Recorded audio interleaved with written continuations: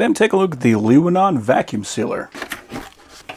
So we got our power cable, we got our vacuum sealer bag material, and here is the vacuum sealer. And it looks like it already comes with a bag pre-installed. So we got a long version and we've got a short version.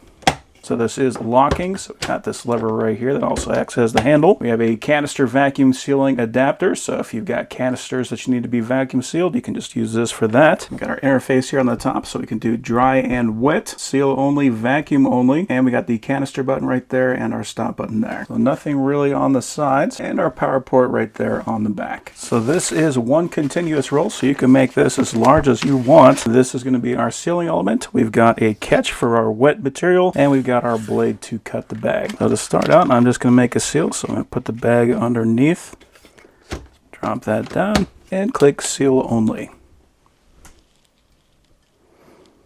So you can see we got a little timer counting down.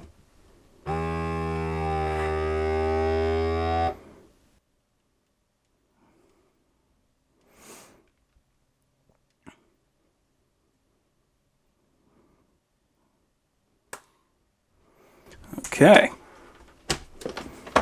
so nice and quick, and we can see that that did double seal. So even better, you can make sure that that is not going to split open.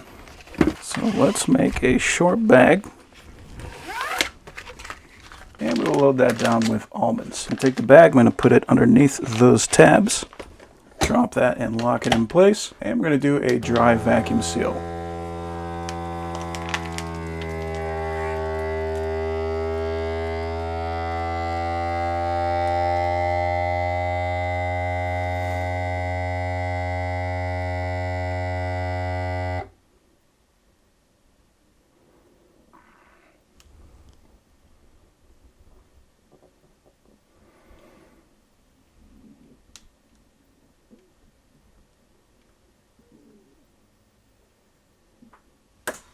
There we go.